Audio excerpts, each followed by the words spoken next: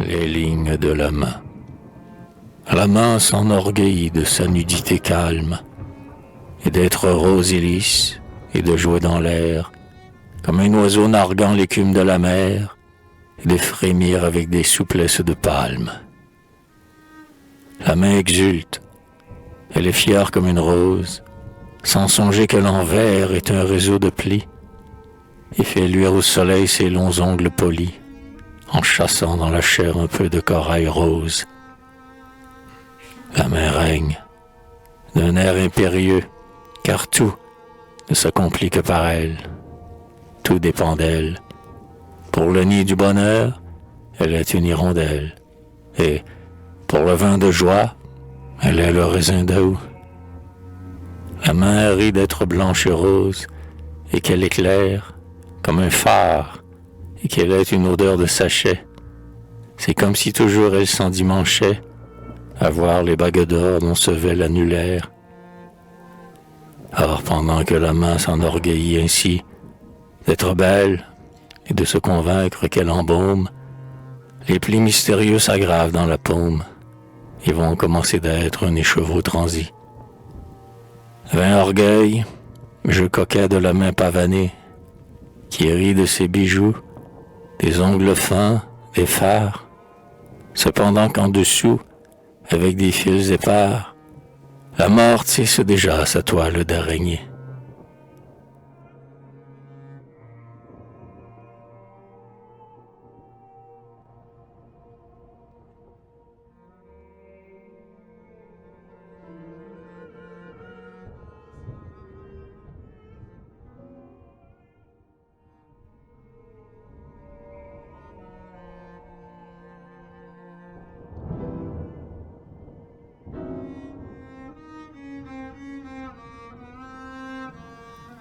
Les lignes de la main, géographie innée, ce sont d'obscurs chemins venus de l'infini. Ce sont les fils brouillés d'un rouet endormi. Arabesque étrange où gît la destinée. Quelle magicienne en lira le grimoire, si confus, on dirait, d'il y a si longtemps. Parmi le sable nu, ruisseaux intermittents, nom balafrant vain miroir sans mémoire. Signe définitif, encore qu'irrésolu, pâle embrouillamini, fantasque écriture, dont le sens se dérobe et fuit sous des ratures, et que nul familier du mystère n'a lu. Secret perdu du langage des lignes belles, grâce à qui des bergers avaient trouvé le sens, des astres de Chaldée en un ciel bleu dansant, ayant vu dans leurs mains des lignes parallèles.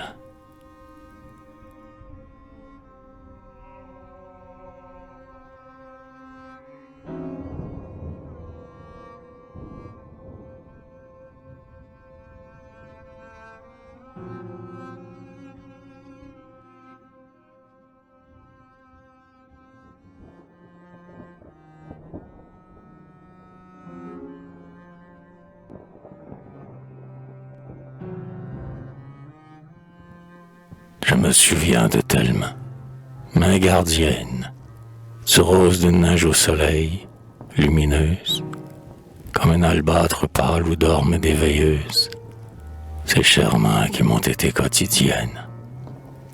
Mains si claires, elles s'entouraient d'un halo, dans l'air qui, de les voir jeunes, semblait vieilli. Si calmes, elles étaient comme un fruit cueilli, fraîches, elles semblaient avoir joué dans l'eau. Ces fières mains, ces mains douces, ces mains bénignes, qui se posaient sur mes cheveux, pleines de zèle, qui me couvaient avec l'appuyement chaud des ailes, et miraient dans mes yeux les chevaux de leurs lignes. Mains de ma destinée où tout se présagea, et le premier mois de mes mains dans ses mains, attouchement définitif qu'on croit bénin, endroit minime où l'on se possède déjà.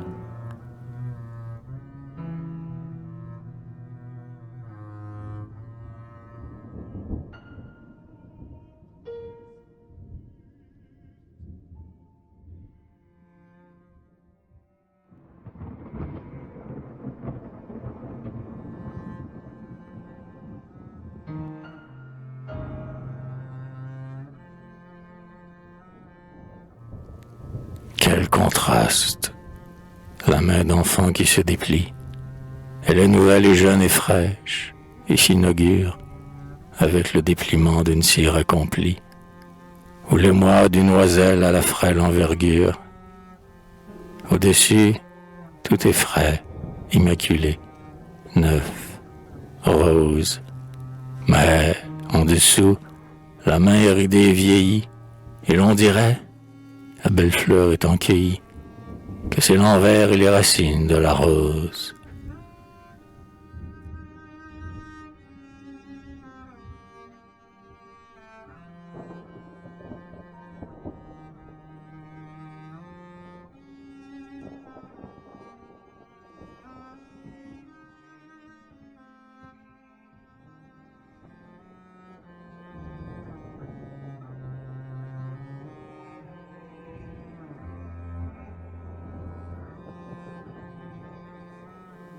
La main est le muet carrefour d'une race, car les lignes aux longs méandres s'y croisant ne sont pas d'anciens chemins que rien n'efface, et par où le passé se relie au présent. Halte éphémère, au carrefour de notre main, de ces 1000 chemins traversant la main nue, venus de l'infini pour repartir demain, c'est par eux que la race en nous se continue. Le carrefour de notre main, un temps, les garde, mais trop brièvement pour les rendre meilleurs. Réseau qui reste intact pour le peu qu'ils s'attardent, chemins venus d'ailleurs qui s'en iront ailleurs. Notre vie est, en eux, d'avance dessinée, car ils se croisent immuables dans les mains, où le sort de chacun se lie à ses chemins, comme dès lors pouvoir changer sa destinée.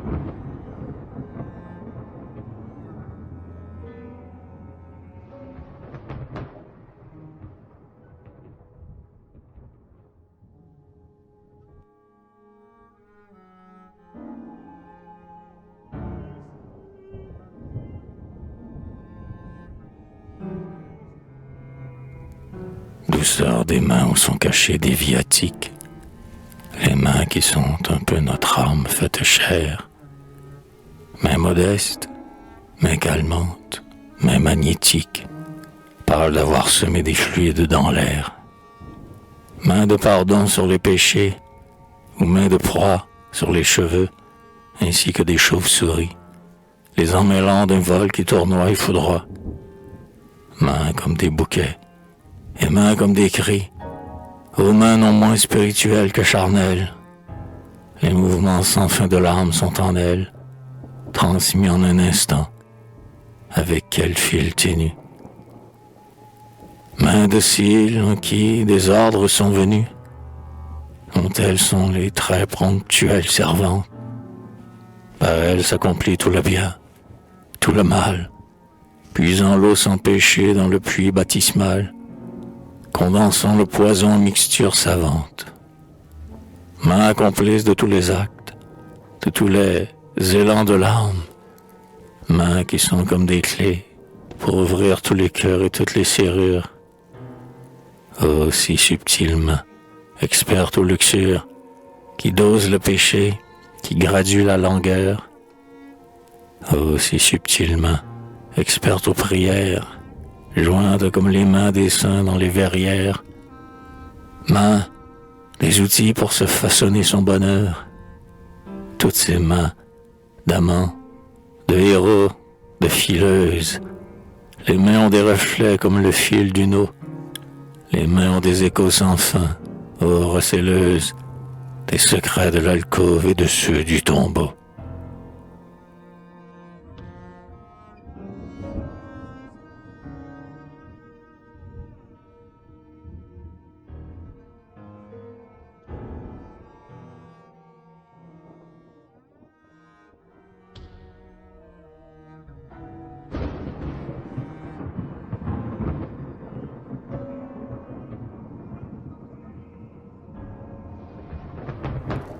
Souvent on voit des mains qui sont faibles, hélas, d'avoir voulu cueillir trop de roses ou d'âmes, Elles pendent le long du corps comme des rames, et ce n'est que du silence qu'elles déplacent, en remuant, de temps en temps, dans l'air à peine. Main qui voudrait un peu s'amarrer à la rive, mais que la vie, au fil de son courant, entraîne. Main sans espoir et sans désir, à la dérive.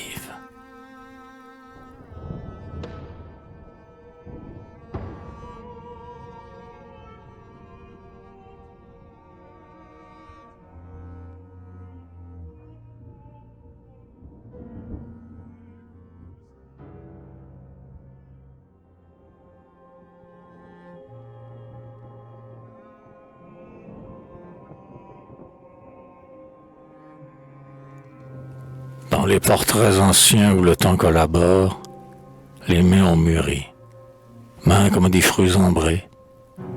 Combien de souvenirs tout à coup remembrés, car dans ces mains, c'est toute une âme qu'on explore. Dans ces veines, c'est tout un sang qui transparaît. Les mains ne sont pas les échos du visage qui divulguent ce qu'ils taisaient comme un secret. Comment élucider le sens d'un paysage? Mais voici l'aide et la logique des chemins. Or elles ont aussi leur long chemin, les mains, qui se croisent et se quittent, comme en défunte, ligne où s'éclaircit l'énigme des mains peintes. Que de signes encore aux mains des vieux portraits, un pli, comme d'avoir trop feuilleté la Bible, des bagues prolongeant sur les doigts leurs ors frais, ou quelque opale ou quelque améthyste, sensible, comme un œil, éternise un ancien amour mort. Ou bien encore un sceptre, une rose tenue, en un geste fixé d'orgueil ou de remords. Ou bien la main sans but qui s'offre toute nue, mais dont l'inflexion raconte le destin. À quelle fuir de brume elle s'est occupée? Pour qui? Pour quelle cause? Elle a tenu l'épée. Si ce fut une chevelure ou du butin, qu'elle aima manier au lointain des années, main probante, encore qu'elle se soit fanée, main qui conserve des reflets comme un miroir, main des anciens portraits où tout peut se revoir, dont les lignes sont des indices et des preuves, recomposant l'homme ou la femme du portrait, comme un royaume, mort, encore se connaîtrait, par le cours survécu des ruisseaux et des fleuves.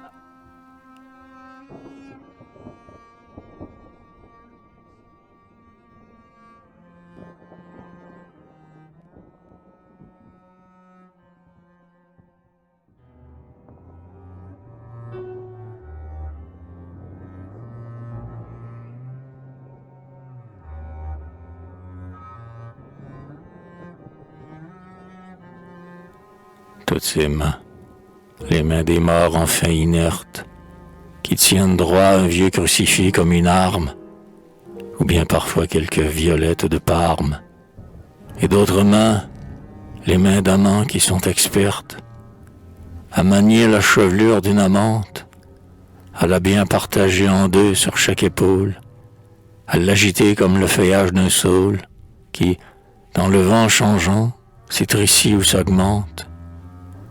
Main des fermes vendangeant les grappes du lait, main des berceaux dépliant leurs roses trémières, et les mains des couvents en qui le chapelet est un silencieux écheveau de prière. Toutes les mains s'évertuant vers des bonheurs, mains mystiques, mains guerrières, si variées, les mains, couleur de la lune, des mariés, les mains, couleur de grand soleil, des moissonneurs, toutes, celles semant du grain ou des idées, accouchant le bloc de marbre de la statue, ou la mère de l'enfant qui la perpétue, toutes les mains, jeunes, vieilles, lisses, ridées, toutes en pourtourment caché ces lignes fines, ces méandres de plis, cet enchevêtrement. Or, on dirait des cicatrices de racines, nos racines que nous portons secrètement. C'est là, nous le sentons, que gît l'essentiel. Ces lignes sont vraiment les racines de l'être. Et c'est par là, quand nous commençâmes de naître, que nous avons été déracinés du ciel. La mer n'a gardé la preuve indélébile. Et c'est pourquoi, malgré bonheur, bijoux, baisers, elle souffre de tous ces fils entrecroisés qui font pleurer en elle une plaie immobile.